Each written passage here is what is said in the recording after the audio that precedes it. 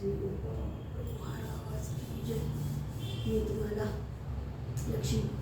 लक्ष्मी विषयी थोडंसं सांगते.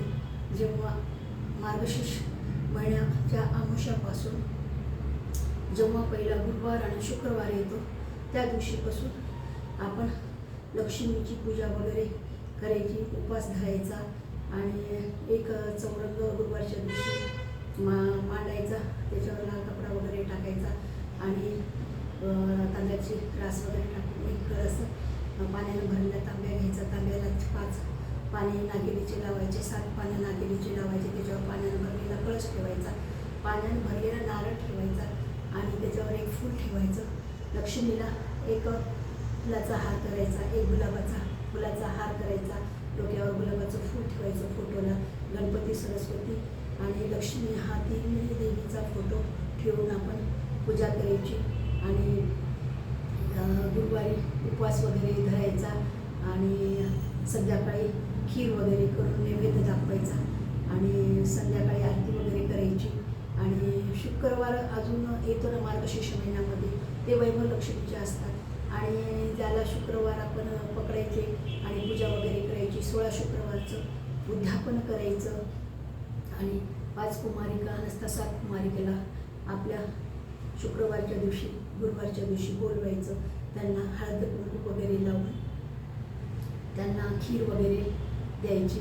जेवायला लास्टच्या जेव्हा 5वा शुक्रवार वगैरे येतो, तेव्हा 5वा गुरुवार येतो, त्यावेळेस लहान 5-6 मुली कन्यांना बोलवायचं आणि त्यांचे पाय वगैरे घ्यायचे, त्यांना जेवायला वगैरे करायचं आणि एक ब्लाऊज पीस, हार फुलाचा आणि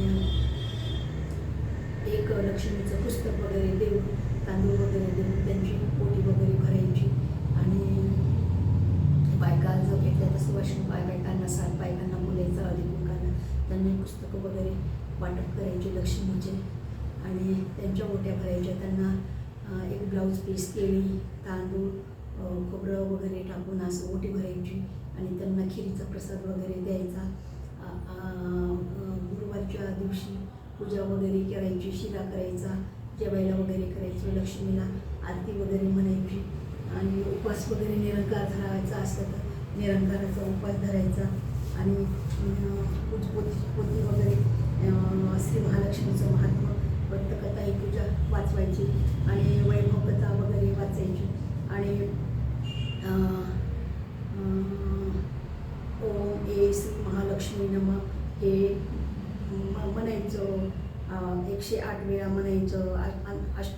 अष्टाक्षरी मंत्र आहे हा म्हणायचा आणि लक्ष्मीचं अष्टक वाचायचं. कमली वंदन सद्भाव धर्मी, लक्ष्मी चरण पावरे, कमल आसन कमल मूर्ती, जन्माता जगाला आधार चाली, व्यवहार दिव्य अलंकार शोभती, प्रसन्न होई धनधान्य देवी, संकटाने दूर माझ्या देवी, ही प्रार्थना सुख समाधान कुटुंब कल्याण वरी, चित्त शुद्ध करी, जय दैन्य दूर करी, निर्मरांतरी देव सदा जी चूक झाली माय पोटी घाली, तूच आता खाली, भक्तजना नित्य हे अष्टक यातील जे लोक श्रद्धाळू भावी त्यांना ह्या लक्ष्मी पावत असते आणि लक्ष्मी देवीची आरती म्हणायची. लक्ष्मी देवीची आरती पूजा वगैरे सगळं झाल्याच्या नंतर ओवाळू आरती, जय जय लक्ष्मी माता, लक्ष्मी माता, प्रसन्न वदने प्रसन्न हो सीतारीशी तू भक्ता, पूर्वजन्माची वृत्त पुण्याई, वैभराणीला गर्भधनाचा तिला विसरली, लक्ष्मी मातेला अपमानाने शाप दिला, मग आली दारिद्रता,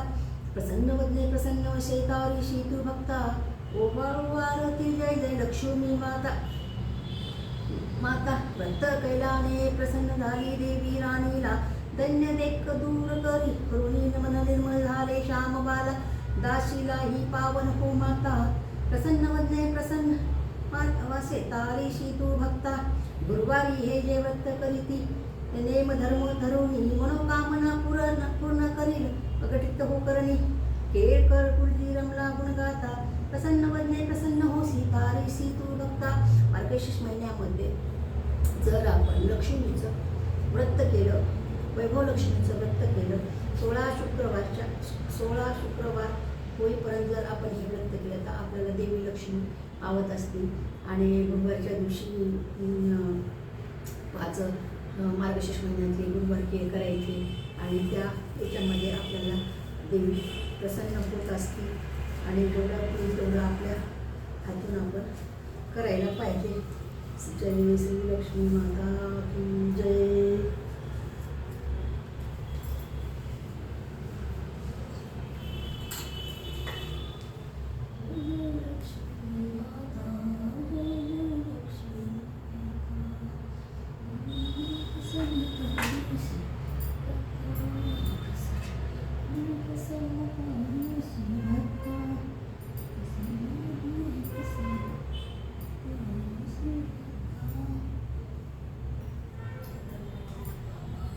Ah.